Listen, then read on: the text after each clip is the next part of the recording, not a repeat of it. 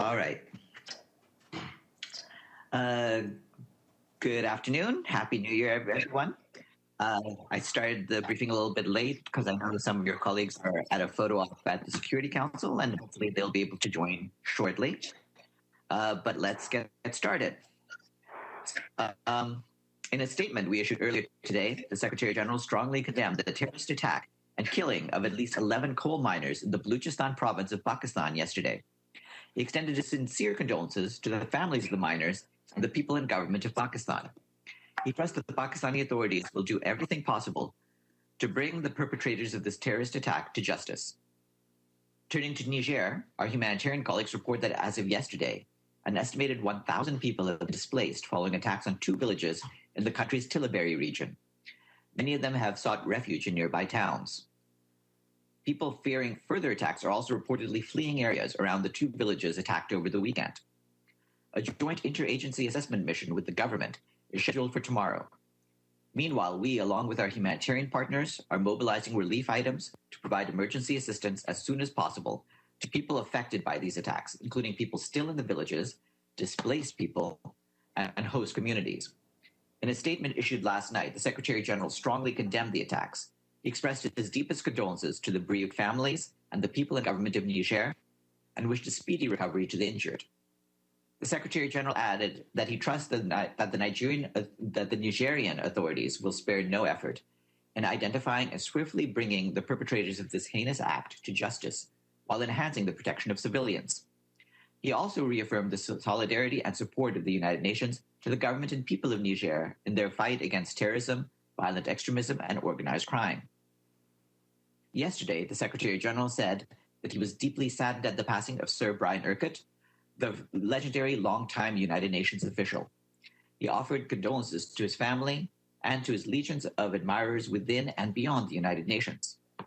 The Secretary General said that Sir Brian's imprint on the United Nations was as profound as that of anyone in the organization's history. As one of the organization's earliest employees, he set the standard for the international civil service, dedicated and impartial. He said that we are grateful for his brilliant and incomparable contributions as a stalwart servant of we, the peoples. The full statement is online. The acting special representative of the Secretary General for Libya, Stephanie Williams, announced over the weekend the establishment of the Libyan Political Dialogue Forum's Advisory Committee. The UN mission, UNSMIL, received a total of 28 nominations from the forum and commended the enthusiasm demonstrated by the forum members in the nomination process. The mission has expanded the membership of the Advisory Committee to 18 to ensure broad geographical and political diversity, as well as the participation of women, youth, and cultural components. Turning to Yemen, our humanitarian colleagues tell us that according to initial reports, 3 civilians were killed and at least 4 others were wounded when artillery shells fell in the vicinity of a wedding hall in Al-Hawak district in Al-Hudaydah city on the 1st of January. The acting humanitarian coordinator for Yemen, Ali Raza Qureshi, called on the parties to the conflict to stop these indiscriminate attacks, which are causing many casualties among civilians in a clear violation of international humanitarian law. Yemen remains the world's worst humanitarian crisis. Nearly 80% of the population, more than 24 million people, require some form of humanitarian assistance and protection. By the end of last year, only 50% of the $3.38 billion needed for the humanitarian response had been received. In the Central African Republic, the UN Peacekeeping mission, MINUSCA, strongly condemns the attacks launched over the weekend by armed groups against the towns of Damara and Bangassou. Mankou Ndaye, the head of the mission, said that there is no doubt that these attacks are taking place in a context of disruption of the elections before, during, and after the polls. He also reiterated the mission's commitment to protect the population as well as its role to secure the elections. Meanwhile, MINUSCA reports that protocols and tally sheets from the 27th of the December 2020 presidential and legislative elections from all 16 prefectures arrived at the data processing center in Bangui with logistical and operational support from the mission. The National Elections Authority is expected to announce the final provisional results today. In Damara, following Saturday's attack, peacekeepers have increased patrols in the city and the surrounding areas. In Bangassou, when the town was attacked, UN peacekeepers immediately intervened to protect civilians and secure local authorities, including the prefect of Mbusu. The UN is also securing the camp for displaced people and evacuated 2 wounded Central African soldiers to Bria. Peacekeepers continue to patrol in both cities to deter any armed groups' activities. Turning to Ethiopia, our humanitarian colleagues tell us that although humanitarian access into some areas of Tigray has slightly improved, it remains critically challenged by insecurity and bureaucratic constraints throughout the region. The 2 joint government humanitarian partners assessment missions are completed in southeastern and western Tigray. Initial findings indicate a dire humanitarian situation throughout the region, with poor access to services and limited livelihoods, as well as urgent needs for shelter, food, non-food items, water, sanitation, and hygiene, and provision of health and protection services. Health facilities in major cities are partially working with limited to no stock of supplies and absence of health workers, while facilities outside major cities are not operational. It is estimated that more than 222,000 people were internally displaced due to the recent conflict in the Tigray region. This is in addition to 100,000 people displaced prior to the conflict. We continue to engage with the government for the safe passage of humanitarian personnel and supplies to all parts of the region. And I have 3 new UN resident coordinators to announce today in Liberia, Montenegro, and Niger. These appointments follow the confirmation of the respective host governments.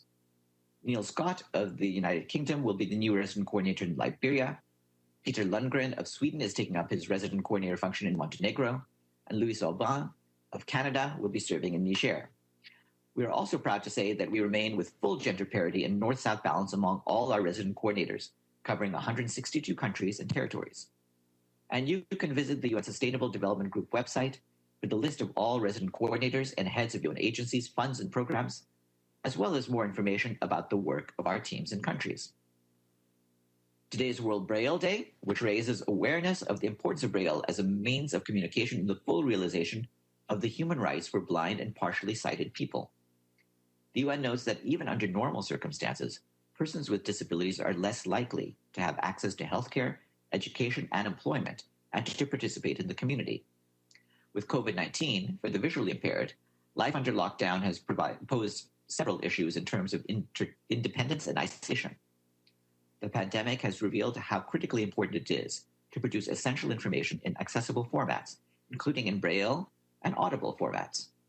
The World Health Organization estimates that globally, at least 1 billion people have a near or distant vision impairment that could have been prevented or is yet to be addressed. And after I'm done, you'll hear from Brendan Verma, and then at 4 p.m., there will be a virtual press briefing by Ambassador Tariq Ladeb, permanent representative of Tunisia to the United Nations and president of the Security Council for the month of January. He will brief you on the Council's program of work for the month. And before we get to Brendan, do you have any questions for me? If so, indicate it in the chat. I don't see anything just yet.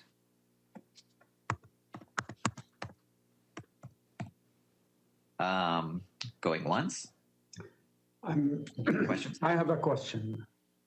Oh, yes. Can you hear me? Yeah, sure. Absolutely. Go ahead. Thank you and Happy New Year, Farhan. In the last 3 days, the Israeli occupation forces went into a rampage of invading Palestinian villages, towns. The settlers got into the Al-Aqsa Mosque. This morning, the Israeli occupation forces stormed into a hospital in the city of Tulkarem, releasing sound bomb in the area, instilling fear and disorder in the hospital. In the absence of the transition period after the special envoy had left and the new special envoy did not arrive, apparently Israel is taking advantage of that. Are you aware of these enormous attacks on the Palestinian, enormous number of people arrested, bulldozing houses, shooting at the peaceful demonstrators, etc.? My question is any UN branch or any UN official following the situation in the occupied Palestinian territory? Yes, no, we're certainly aware of the actions that are being taken on the ground. The UN Special Coordinator's Office continues to do its work as we await the start of the next Special Coordinator's term. and any relevant information will be passed on to the Security Council. As you know, we report regularly to them. Apparently, there are hands raised from the journalists in the press briefing room. Sorry, I'm not in the briefing room with you, but can you raise up your hand so I can see you? Okay, yes, please. Go right ahead. Hi, Farhan. This is Ray Bouchafra from Sky News Arabia. Happy New Year, by the way. I start with Iran. Two questions. First question, Iran has seized this morning a South Korean flag tank, and South Korea is asking the release of these things. If there will be any comment or statement. Also, Iran has started 20% of uranium enrichment. As United Nations, want to hear from you guys if there is any statement on that. And also, tomorrow there will be a Gulf Summit in Saudi Arabia. Qatar is supposed to take part of this summit, although they didn't confirm their participation. Have any comment on that? Thank you. Okay, to take them in order, regarding the issue concerning Iran and the Republic of Korea, we hope that this will be resolved bilaterally, and we trust that will happen. Regarding Iran's activities, as you know, we have made it very clear that we believe that all parties need to continue to uphold the Joint Comprehensive Plan of Action, and we would urge Iran as well to uphold the terms of the Joint Comprehensive Plan of Action and to cooperate with the International Atomic Energy Agency. And regarding tomorrow's meeting, we'll have to see what happens when that takes place. As you know, the Secretary General has encouraged friendly relations among all the countries of the region. And I believe Evelyn has a question. Thank you, Farhan, and Happy New Year to you. On the attack on the Saudi airport is in Yemen, is there any more information on who did it and why? I can't hear you. Sorry, someone keeps muting me.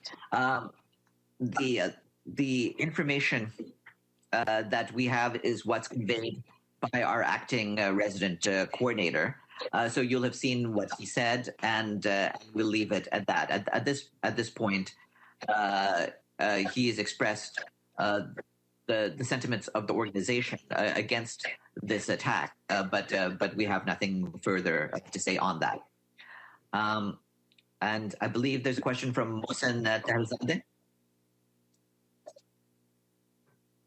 Is about the Middle East. As you know, tension in the Middle East is going up, and Iran sent a letter to the Secretary General and Security Council warning about escalation in the region, particularly Persian Gulf. What's the Secretary General's position about this kind of action that's tension in the region? Well, just to repeat what I said, we want to make sure that all parties continue to abide by the terms of the Joint Comprehensive Plan of Action. Secretary General has been clear that this is a very significant diplomatic achievement and needs to be upheld. And we would encourage all parties to avoid any actions that would contribute to any sort of escalation. Okay, Kristen Salami.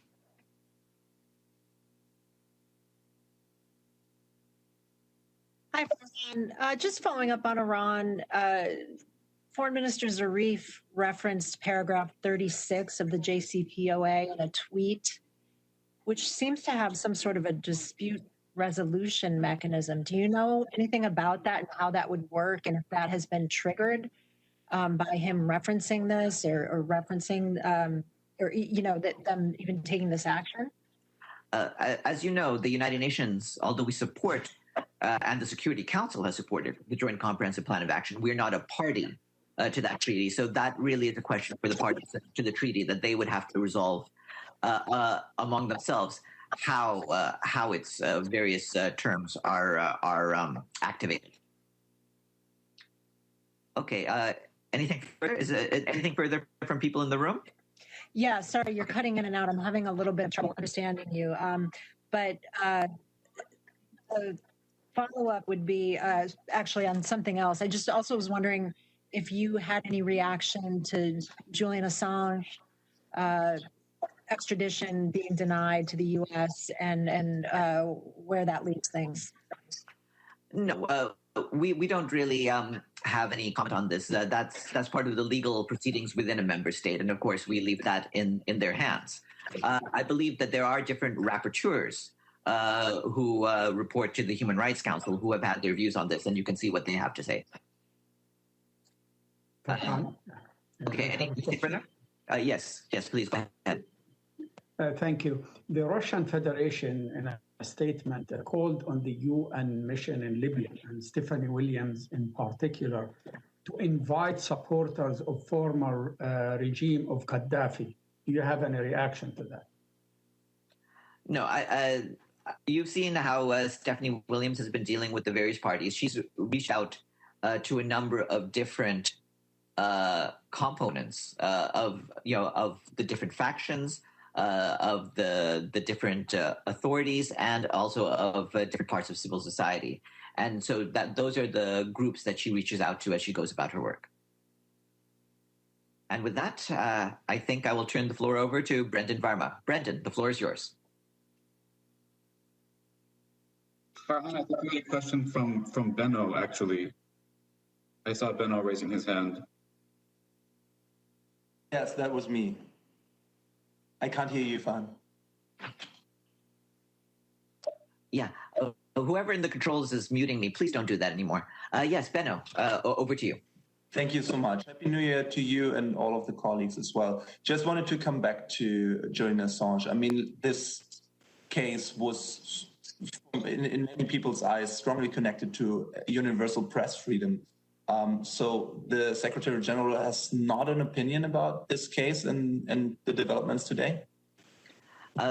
We, as you know, trust in the independence of different judiciaries. So we wouldn't comment on a judiciary proceeding that's been going on, and sovereign judicial